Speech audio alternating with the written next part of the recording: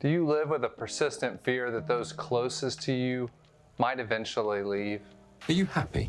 You're breaking up with me, aren't you? No! You can't just come out with a question like that. You have to build up to it. Maybe you know it's not true, but that fear still lurks in the back of your mind. Or do your loved ones never seem able to give you all that you need from them? Well, in this video, we're going to look at what makes up an anxious attachment style and ways that you can move toward a more secure attachment with others.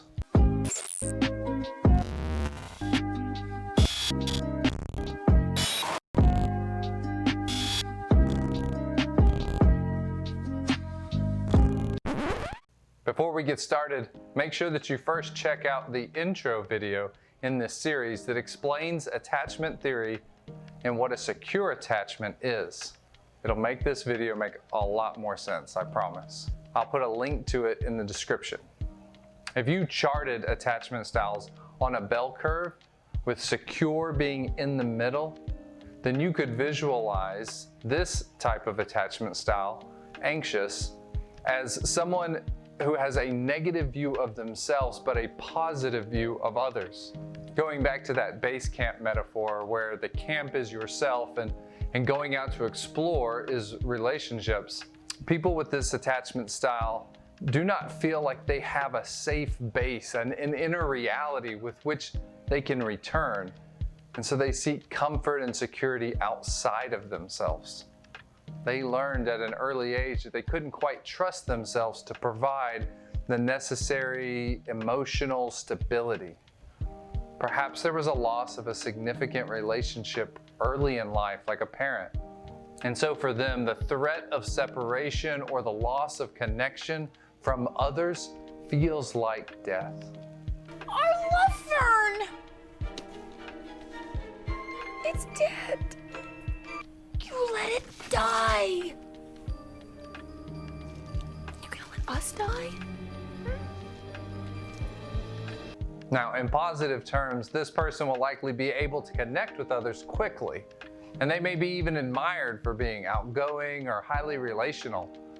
But the anxious part will creep in because they may start to feel clingy. Oh yeah, totally. I'm so happy we don't have to break up now, Ryan. This is the best day of my whole life. Or overly sensitive. Thank you so much for saying that. Did you see that? Did you see it? Did you see what? Wow, And this will get projected onto the other person since they need others to feel safe. Now, if Hollywood were to typecast the avoidant as the mysterious loner, then this anxious person would be the hopeless romantic.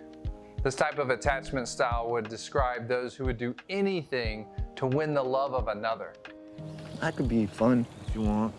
Pensive, smart, superstitious, brave, and I could be light on my feet. I could be whatever you want. You just tell me what you want and I'll be that for you. There's a sense of ambivalence here because they lack a concrete sense of self and therefore are willing to become whoever someone else needs them to be. Ultimately, they're after what that other person represents and not so much who they really are. Hi. Oh, God, this is one of those key moments in life when it's possible you can be really genuinely cool, and I'm going to fail just 100%. I absolutely, totally, and utterly adore you, and I just think you are the most beautiful woman in the world. And more importantly, I genuinely believe, and I've believed for some time now, that we could be best friends. So what do you think? Lucky me. Their needs get projected onto others as somewhat of a relational savior, but that's an expectation that no one can live up to, and so rejection of others can come quickly as they move on to another relationship. You know, if you've caught glimpses of yourself in this description, then here are some ways to bring balance and integration within yourself. Explore some ways of self-care that allows you to develop an identity that isn't wholly dependent on others. That might mean developing a hobby, a focus, a passion, some type of skill that provides an avenue of self-expression.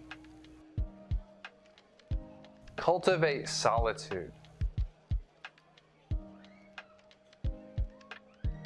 Or make a list of nouns or adjectives that describe you.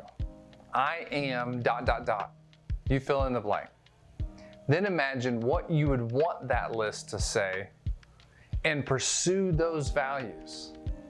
Again, this will feel risky, but learning ways to be alone with yourself so that you're not only developing a better sense of who you are, a better sense of self, but one that taps into the dignity of who you are. Remember, someone else's silence or need to be alone is not a rejection of you. Your desire for more isn't wrong, but the way you've been trying to get it needs to be re-examined. Again, it's good to remember that this is a spectrum. So you may notice certain relational styles to some degree or another, but they may not be inhibiting how you relate to everyone in all your different relationships. And so the bell curve might also help to serve as a metaphor to the hill it will feel like you're climbing as you make efforts to go against the default responses that you've cultivated over a lifetime. Remember, attachment styles are not personality types like introversion, extroversion, or thinking and feeling. Though it may be the undercurrent that drives your personality to a particular imbalance. So when you recognize your defenses going up or some deep urge one way or another in relationship, it's okay. Be glad that you're even aware and let that be an opportunity to start making choices for how you'd like to grow in understanding yourself and others. The foundational desire we have for connection and attunement with others is ultimately a good thing. It's our bad strategies for fulfilling those desires that get us into trouble. Go ahead, give this video a like, and be sure to subscribe for similar content. Be sure to check out my other videos on attachment styles, attachment for parenting, and how attachment relates to our relationship with God. As always, thanks for watching.